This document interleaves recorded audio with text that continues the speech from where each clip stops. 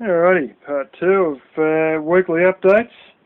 You may find out before long some intriguing things about Tabby Cat if you haven't already. Got spayed. Found out a few things we never knew. Quite interesting this morning. Because of the auto industry, it's not terribly far from where I am. On occasion, especially in one case, a few cases, when I was driving trucks in the truck driving job, I'd end up behind a prototype vehicle for miles. And on occasion, must be one of the guys involved in the prototyping or the testing or something like that. I see him driving around this area.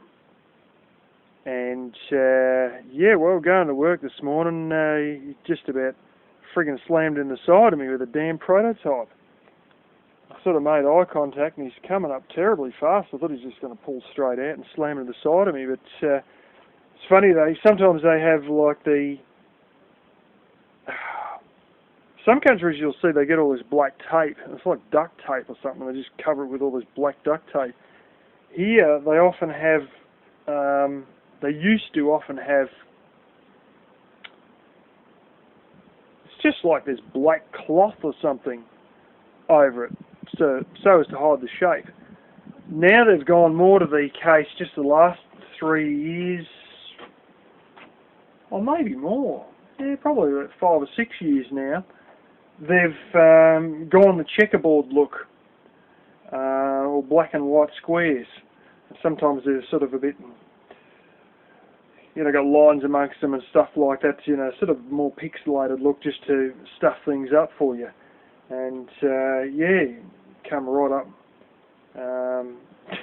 That close, I thought he was going to friggin' slam in the side of me, but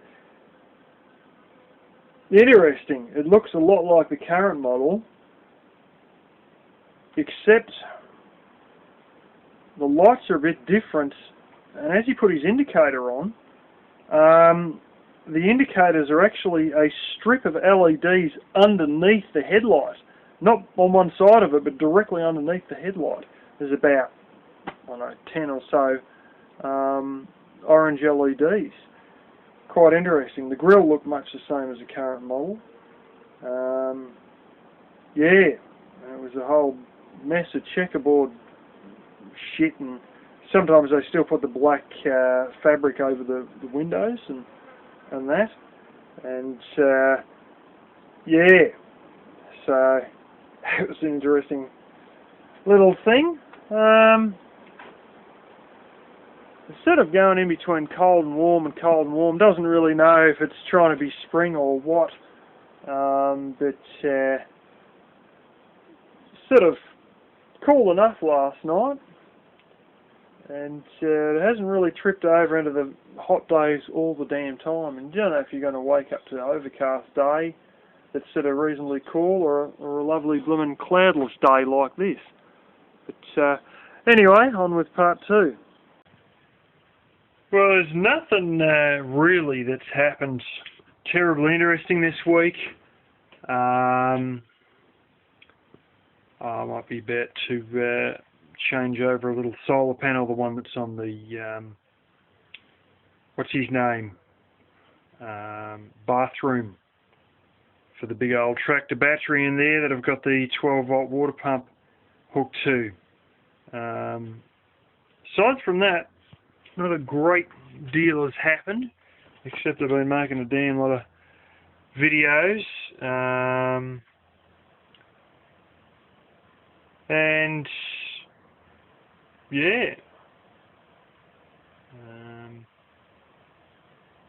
that's about all, really. The cat having a snooze. Been snoozing quite a bit, that cat. They love to snooze in the warmer weather. They sleep a lot of the day. What are we doing here? Our tomatoes actually coming up a decent size now. still, this one gets a little bit hit by the heat sometimes. Got a bit of stuff. Gotta wait till that gets a bit bigger, because I don't know if it's the imposter or the actual Charlotte mustard, because I had a bunch of imposter ones come up. But there was a Charlotte mustard, which is an edible weed right there, but then this here is one of the imposter ones. So I think it might just be the imposter seeds that have fell in here if they've also fallen in here. But guess what? You may know what this is. I know I've got a French viewer in France and another French Canadian sometimes use. Purslane. I'm probably saying it wrong. It's we used to have tons of that at the nursery. I mean, shitloads and shitloads would grow past the concrete near where the hothouses were, in between that and the car park. And yeah, I got a little bit somehow in a bucket here, and I don't know how it started, but that's come up in there. And on occasion I'll have some just sort of appear in one of my plants. I've done this thing a bit of a favour. I've pretty much done all my tree guards now. I don't think there's any that are really worth doing, but I gave all this a trim here, and I may get in at some point and poison those ones that are coming back when they shoot back. If you stick your sprayer through and get close up, you can hit it without a problem, without affecting all the mint, but the mint's going shockingly well. In fact, there's a bit that's coming up above the mesh there. This is how I wanted it. I want to have a big mint shitstorm going on, and eventually, of course, when this all dies off, this will spread all over it, but at the moment it's all on the outside. And that's what I wanted, the ability to make mint tea on my own, because I used to have quite a bit of mint tea, and I used to drink a lot of it as a result, and haven't really been full on crazy with it because I've run out. So if I start making my own, then we'll be right again. We'll have as much as we want and an independent supply of mint tea without paying money for some crap that I could have just grown in an IBC at my house, which is exactly what I'm doing now. That stupid bloody bird, every damn day the bastard's up there. Yesterday there was 3 of them up there.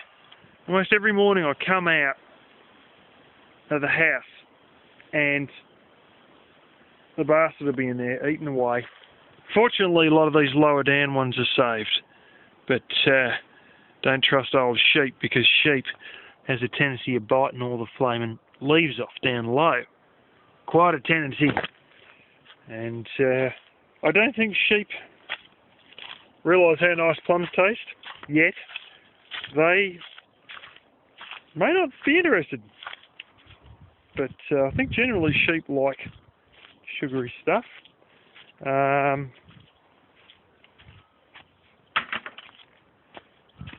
Can't really remember if sheep go for sugary stuff or not, to be honest.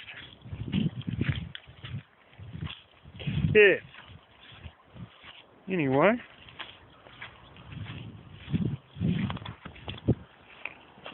Some of these are getting here. I hope none have actually gone. But I'm seeing...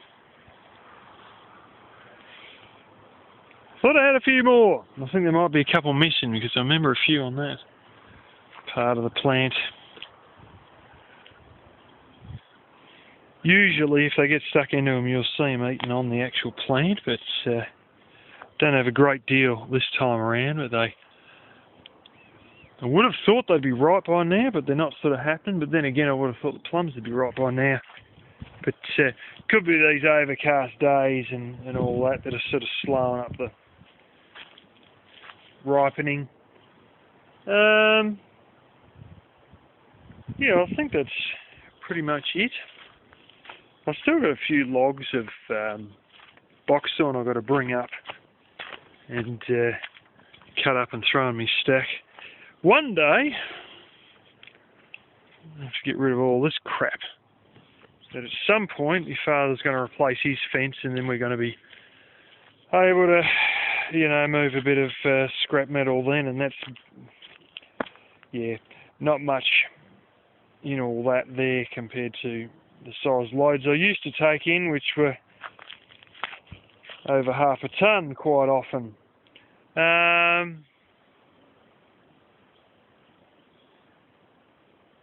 don't think there's anything else really to point out. Yeah. I'll just leave it at that.